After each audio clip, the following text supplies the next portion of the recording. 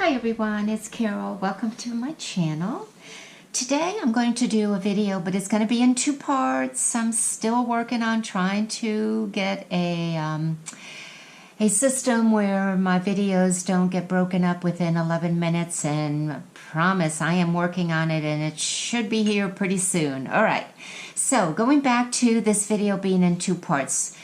The first part, I'm going to talk astrologically about what is going on with the planets and how it is affecting us. And then part two is going to be the tarot journal worksheet that I have constructed to work with the astrological energies, and then of course incorporate the tarot, which I like to have here for energy. All right. Now, you may recall that in another video I spoke about the month of November as a good time to clear the slate, to deal with the past, and to get prepared for the brand new year ahead.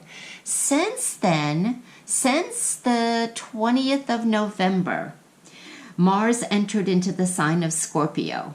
And that is a dynamic combination. So Scorpios, you are having good energy right now, and it will continue to be in your sign all through December and a little bit into January 2020. But I want to express to everyone how this energy, this combination, we can take advantage of it by understanding the properties of Scorpio and Mars. So let's talk about that a little bit. Scorpio, everyone knows, is usually attributed to death and rebirth, and that is all well and good for what we're going to be working on with our worksheet right now. As well as Scorpio is a very penetrating, investigative, and probing sign. Now you pair that up with Mars energy, Mars aggressiveness, Mars's ambition, and both of them, Mars gives us the impetus to go ahead and fulfill that part of the Scorpio investigating, probing. Let's see what's underneath. Let's see what lies that has been covered up. Let's bring it to the surface. Even though it may be dead on a unconscious level or a conscious level, it has to be resurrection. It has to be dealt with, knowing that we're going to eliminate it, and then once it is addressed or really, let's say, investigated, and to see it for what it is and accepted and allowed and felt, whether that feeling is comfortable or uncomfortable. And this is why we tend not to deal with some emotions, is because they're uncomfortable and painful. Once we do that, then we have now cleared the way for something new, for rebirth, to something better, something stronger, almost like the phoenix rising symbol.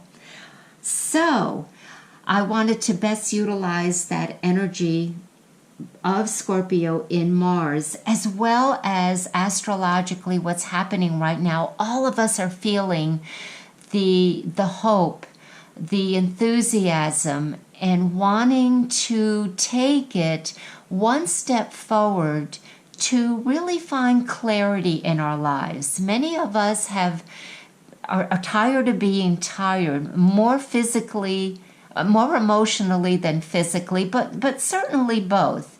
And we are not willing to jeopardize our happiness.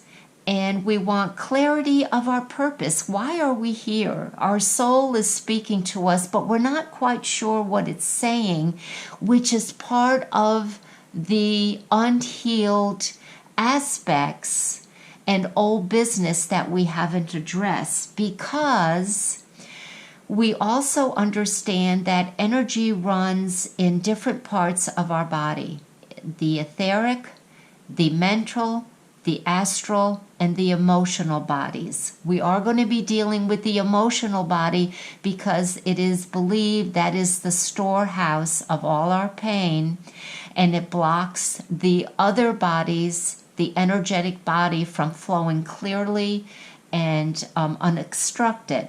So if we work with the emotional body and we clear that out, we become clearer vehicles for our intuition, for our creativity, for inspiration. Our imagination runs wild sometimes, and we're able to tap into and be in that zone more effectively.